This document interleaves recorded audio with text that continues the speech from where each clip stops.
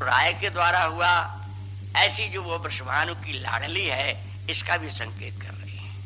आज विवाह का प्रसंग हो गया है। वृषभानु के यहाँ से एक दासी जो उनकी अत्यंत निकट की है, वो उनकी सेवा में है। इसका भी विवेचन ग्रंथकार ने किया है। ये कहते हैं कि मुझे ही क्यों सेवा में दिया गया। बोले वृषभानु नंदिनी के जन्म से ही मैं वृषभानु भवन की दासी तो थी, परंतु मुझे सुयोग्य सत्पात्र और हित स्वरूपिणी मान करके कृपा पूर्वक श्री वृषभानु राय ने सौंप दिया, ये तेरी है और तू इसकी है। उस तिथि से मैं इनके लाड़ प्यार को ही जानती रही और इससे अतिरिक्त कुछ नहीं जानती।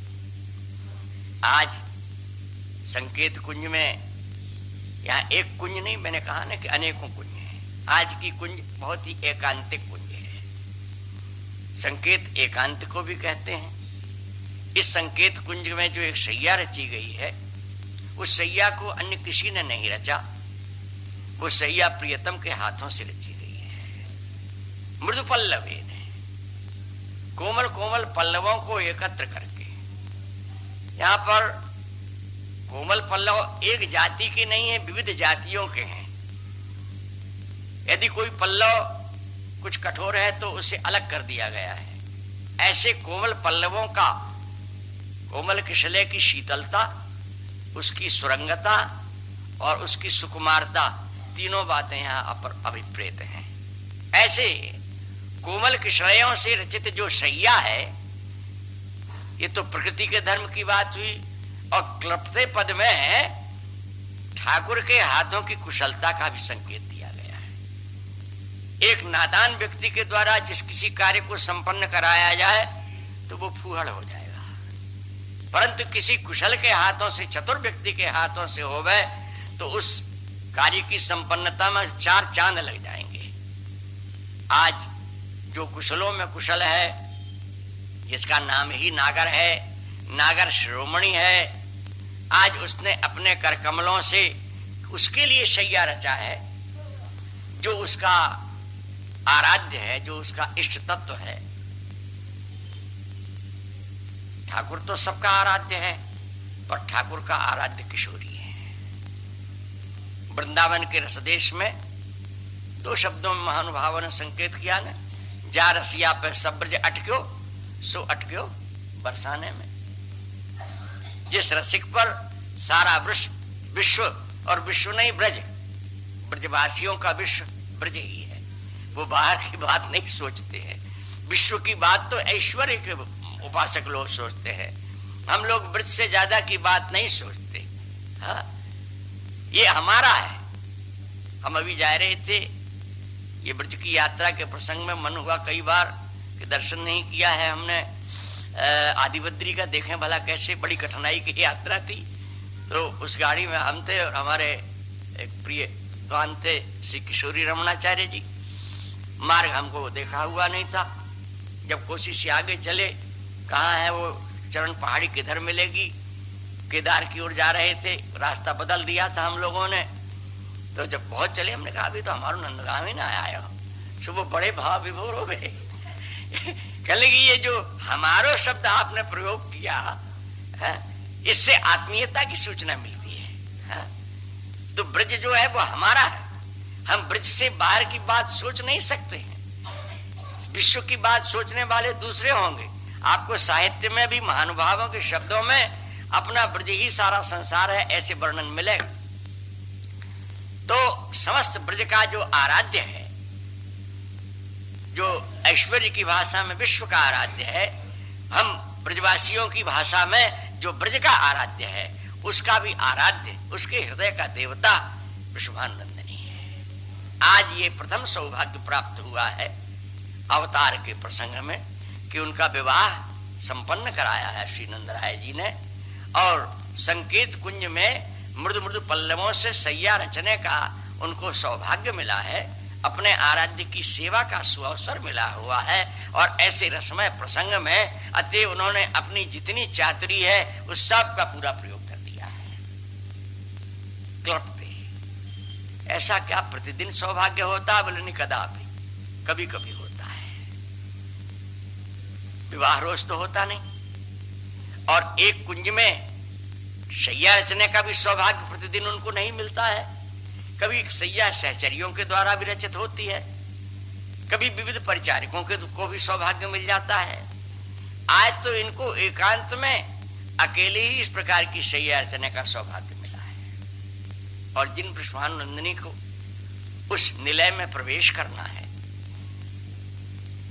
वो कैसी हैं?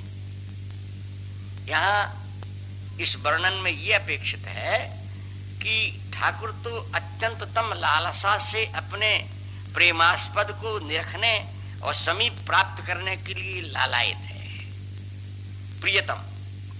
और वे नवसंग भय त्रपाढ्याम, नवसंगम के भय और त्रपा दोनों से मानो परिपूरित है। आढ्य कहते हैं परिपूर्णता को, जैसे कोई बहुत बड़ा धनी मानी हो वो धनाढ्य है, धन से आढ्य है, परिपूरित है वो। आज इनके पास दो धन है। नवसंगम के प्रसंग में एक भय है और दूसरे तपा है। भय तो विरसता का सूचक है। भय जहां उत्पन्न हो जाए वहां पर रस नहीं होता है। बोले यहां पर रस के देश में पहुंच करके यहां भय भी रसदायक बन गया है। जैसे हर्ष में अतिरेक से रोमांच होता है, भय में भी रोमांच होता है। भय किस बात का है? तो स्थूल दृष्टि से देखा जाए तो शायद प्रिया जो समर्पिता होती है प्रियतम के प्रति, पत्नी जैसे पति के प्रति समर्पिता होती है, तो दासी भाव से भय की उत्पत्ति होती है। बोले यहाँ पर दासी भाव जन्य भय नहीं है। यहाँ पर प्रियतम के मिलन अवसर पर किस किस प्रकार की विशेष स्थितियां प्रकट होंगी जिनकी जानकारी नबोढ़ा को बिल्कुल नहीं है। नबोढ़ा नायिका प्रियतम संगम की जो कुछ भी कारगुजारियां होने वाली हैं उनसे वो सर्वथा अपरिचित है। अतएव भय होना ये रसदायक भय है। अपने रसराज ग्रंथ में मतिराम नाम के एक सुकवि ने एक इसी प्रकार के भयजन्य भावी आशंकाओं की कल्पना अपने काव्य में की है। एक दिन की बात है कि जब छोटे छोटे बालक बालिकाओं के रूप में एक ही नगर की गलियों में तमाम गोपियों के साथ वृषभानुनंदिनी और नंदनंदन क्रीड़ा करते, छोटे छोटे बालकों में ये भेद नहीं होता है। उसमें छोटी लड़कियां भी सम्मिलित हो जाते हैं, छोटे लड़के भी सम्मिलित हो जाते हैं। ये भेद तो आगे की बढ़ी हुई अवस्था में किया जाता है। अभी नवोन्मेष हो रहा है। वही जो छुटी निशिष्टता की झलक, झल क्यों जोबन अंग, दीपत देह दुहून मिल दिपत तापता रंग। धूप छाया का कपड़ा थोड़ा बैंगनी भी दिखता है, कुछ पीला भी दिख जाता है, जिसमें शिशुता की बाल्यावस्था की जो सहज सहज एक भोलेपन की स्थिति है वो झलक मिटी नहीं है और यौवन का विकास प्रारंभ हो गया है। ऐसी अवस्था के बालक गोप सखागण और उनमें नंदनंदन भी, और ऐसी ही अवस्था की बरसाने की छोटी छोटी बालिकाएं आज एक साथ मिलकर के खेल रहे हैं। आंख में चौनी का खेल हुआ। आंख एक की मीची जाएगी, सब इधर उधर छिपेंगे, और उस छिपने में जहां पर छोटी सी वृषभानुनंदिनी छिपने के लिए किसी अंधेरे कक्ष में प्रवेश कर गई हैं, वहीं पर चतुर नागर नंदनंदन भी जाके छिप गए। वहां पर उस क्षीण अंधकार में जो कुछ हुआ उससे वो भयभीत हो गई।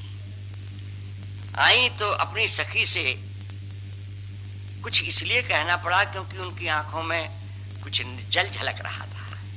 सखी ने पूछ लिया, आज तुम्हारी आंखों में ये जल की झलक क्यों है? तुम्हारे नेत्रों के कोए सजल क्यों दिख रहे हैं? तो भोली तो है ही, छिपा नहीं सकी, और छिपा में किससे? जो अंतरंगा है उसे तो छिपाने का कोई प्रश्न ही नहीं है। तो बोली कि खेलन चोर मिहीचन आज गई हुती पाछले दोष की नाई, कैसी कहूं मतिराम अली अरी एक भई नई बात तहाई। जैसे पिछले दिनों में हम खेलने के लिए एकत्र हुआ करते थे और आंख मिचौनी में खेल खेलते, छिप जाते थे, प्रकट हो जाते थे। आज भी मैं पिछले दिनों की भांति खेलते खेलते एक भवन में जाके छिपी। वहां पर आज सखी एक नई बात हो गई। हुई क्या? बोले खेलन चोर मिहीचन आज गई हुती पाछले द्योष की नाई, कैसी कहूं मतिराम अली अरे भाई नई एक बात तहाई। एक ही भवन दुरे एक संग, एक ही भवन में हम दोनों एक साथ छिप गए। सो अंग छुआयो कन्हई। उस नंद के लाला कन्हैया ने कुछ अच्छी चेष्टा नहीं किया, जाने क्यों उसने अपने अंगों से मेरे अंगों को छिपा दिया, छुला दिया, स्पर्श करा। क्या हुआ? बोले कंप भयो। स्पर्श होते ही मेरे श्री अंगों में कंपन होने लगा। कंप भयो, तन स्वेद उठ्यो, शरीर में प्रस्वेद आ गया। और कंप भयो, तन स्वेद उठ्यो और आंखियां भर आई। मेरी आंखों में ये जल जो जिसको तुम पूछ रही हो ये आ गया। सखी तो ज्ञात सब जानती थी, क्योंकि वो नबोढ़ा नहीं थी, वो प्रौढ़ा भी नहीं थी, परंतु इस रस की बात उसको ज्ञात थी। तो नबोढ़ा को प्रियतम समागम में किन किन परिस्थितियों का सामना करना पड़ेगा, ये रसदायक भय उसके भीतर भरा रहता है। और सामान्य की बात दूसरी है, यहां तो असामान्य नबोढ़ा है, इसलिए आढ्या है, वो भय की आढ्या है। और त्रपा कहते हैं लज्जा को। लज्जा नारी जाति का सहज भूषण है। आगे जाकर के ये लज्जा क्रमशः विमुंचित होती चली जाती है, पर प्रथम अवस्था में इस लज्जा का स्थान सबसे आगे रहता है। तो आज लज्जा से भी परिपूरित हैं। सखी कैसे कैसे उनको ले जाएगी? तो कहते हैं अत्याग्रहेण करवारि रुहे गृहीत्वा। इत सखी कहती हैं कि अत्यंत आग्रह पूर्वक। अब ये आग्रह वचनों में भी होता है और क्रिया में भी होता है। हाथ पकड़ करके सहलाते हुए लाड़ दुलार के प्रयोग पूर्वक, ये हठधर्मिता का वो आग्रह नहीं है जहां डांट डपट का काम किया जाए, सहलाते सहलाते। तो अत्याग्रहेण करवारि रुहे गृहीत्वा, कर कमल को वारी रूह कहा। टीकाकार इसका अर्थ करते हैं कि वारी नाम जल और उसमें उत्पन्न होने वाला जो कमल है, यहां वारी का लक्षण तरलता में और शीतलता में है। ब्रह्मानंदिनी के स्वभाव में सहज सहज रूप से तारल्य है और शीतलता है। शीतलता है इसका अर्थ है कि जिनमें रोष नहीं है, कभी भूले हूं न रिसके हूं न होत सकी, रहत प्रसन्न सदा ही ये मुखास है। ऐसी सुकुमारी प्यारे लालजू की प्राण प्यारी, धन्य धन्य धन्य तेजे इनके उपासी है। सहज स्वभाव पर वो नवल किशोरी जू को मृदुता, दयालुता और कृपालुता की राशि है। जो मृदुता, दयालुता और कृपालुता की राशि है, ये जल का तारल्य लक्षण आ गया। सखी को इस बात का पूर्ण विश्वास है, पूर्ण एहसास है कि मैं जिनको उनकी क्या कहूं, रुचि के विरुद्ध तो कह नहीं सकता, पर प्रथम लज्जा जो है ये बताती है कि शायद बिल्कुल रुचि नहीं है उस दिशा में जाने की। पर ये प्रेम का देश बड़ा विलक्षण है। नववधू की चित्त स्थिति बड़ी विलक्षण होती है। भीतर तो अंतर में उल्लास है, परंतु भय और त्रपा से वो उल्लास दबा हुआ रहता है। त्रपा लज्जा ऊपर आ जाती है। प्रियतम मिलन की आकांक्षा उसके भीतर नहीं है, अथवा मिलन की आकांक्षा से वह नबोढ़ा एकदम शून्य है, ऐसा भी नहीं कहा जा सकता। परंतु उसका कोई बाह्य लक्षण, बाह्य उसका रूप उसकी कोई रेखा किंचित भी प्रदर्शित नहीं होती है। इसलिए आग्रह की आवश्यकता होती है। अत्याग्रहेण करवारी रुहे गीत्वा, सहचरी को, हितदासी को ये इस बात का पता है कि मूलतः इनका स्वभाव बड़ा ही द्रवणशील है, ये द्रवित रहती हैं। अतएव अच्छा, यहाँ बारी रूह क्यों कहा, कमल क्यों नहीं कह दिया, कंज क्यों नहीं कहा? बोले इसलिए कि कमल में जो कांटे होते हैं ना, वो उसकी एक विशेष परिचय की जाती है। यहाँ पर रोमांचित हो रही हैं, वो भय के कारण रोमांचित हो रही हैं अथवा प्रेम के कारण रोमांचित हो रही हैं, ये विश्लेषण नहीं बनता है। प्रकट में तो उसे भय ही कहा जाएगा, पर जिनके करकमल में उनके रोम खड़े हो रहे हैं, ऐसे करकमल को गृहीतता ग्रहण करके कहाँ पहुंचाऊंगी? बिटेंद्र शयने। बिटेंद्र, यहाँ बिट लंपट अथवा चंचल के अर्थ में है। चांचल्य ब्रज के अनेक नारी परिरम्भ संभ्रमण का अर्थ नहीं लेना चाहिए यहाँ बिट में। बिट का अर्थ केवल जिसके भीतर रस संबंधी लालसा है और आत्यंतिक रूप में जिसमें रही हुई है, यानी जिसने अपने बिटत्व में, बिट शब्द का प्रयोग राधा सुधा निधि में अनेकों प्रसंगों में आया है। तो कहते जिसके भीतर बिट भावना इतनी परिपूरित हो गई है कि अखिल विश्व उसको विस्मृत हो चुका है। केवल उसके अंतर में अपनी प्राण प्रिया से मिलन की तीव्रतम लालसा ही उसके बिटत्व की मानो सूचना दे रहा है। ऐसे अन्य प्रकार की लालसाओं से रहित केवल अपनी प्राण प्रिया को प्राप्त करने की अभिलाषा ही मात्र जिनके अंतरतम में छाई हुई है, ऐसे प्रियतम केवल जिन्हें बिट ही नहीं कहना चाहिए, विटेंद्र कहना चाहिए। इंद्र नाम यहाँ पर राजा सर्वश्रेष्ठ। जितने भी प्रकार के भोगी रागी होते हैं, ये भी यदि बिट कह दिए जाएं तो उनमें सर्वश्रोमणी, जैसा कि गोपाल सहस्त्र नाम तंत्र में वर्णन किया गया है, गोपाल कामनी जारस चोर जार शिखामणि, जो गोपाल कामनियों का जार ही नहीं है, जो चोर और जारों का भी शिखामणि है? शिखा सबसे ऊपर होती है और शिखा की मणि जो होती है वो उससे भी ऊपर होती है। तो जो शिखामणि है, जिसके समतुल्य कोई विट नहीं है, ऐसा जो विटेंद्र है, उसके शयन कक्ष में श्री विश्वानंदिनी को प्रवेश कराऊं, ऐसी मेरी अभिलाषा है। इस प्रकार से इस श्लोक में समासभ्यास रीति से टीकाकार श्री स्वामी हरिलाल जी महाराज के शब्दों को प्रकट करने की चेष्टा की गई।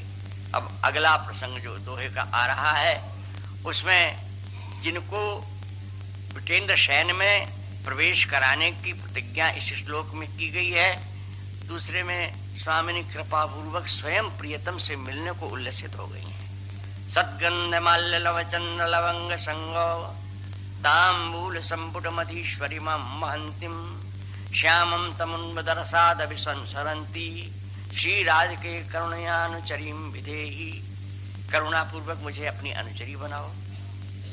हित सजनी कहती हैं, आपकी सेवा सौंद सामग्री सुंदर सुंदर गंध है, तांबूल संपुट है, विविध प्रकार की सुगंधित पुष्पों से गूंथी हुई मालाएं हैं, और भी तत्संबंधी तत्प्रसंग में उपयोग में आने वाली विविध सामग्रियों को लेकर के मैं आपके आगे आगे नहीं, आपका अनुचरण करती हुई, आपकी अनुगामिनी बन करके, अभी तो यहाँ पर अनुगामिनी नहीं बनी, बिल्कुल समान भाव से पकड़ के ले गई हूँ, अब मैं अनुचरी बनना चाहती हूँ। ये तत्भावनाएं जो आगे के श्लोक में आवेंगी, कल निवेदन करेंगे। श्री राधा वल्लभा जय राधे जय राधे रा जय राधे जय श्री राधे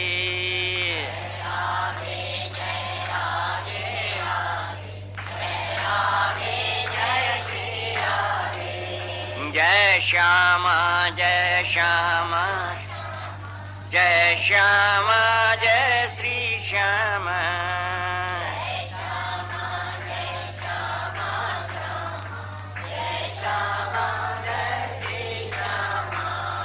राधा वल्लभ लाल की ललित लाडली लाल की जय। जय श्री राधे।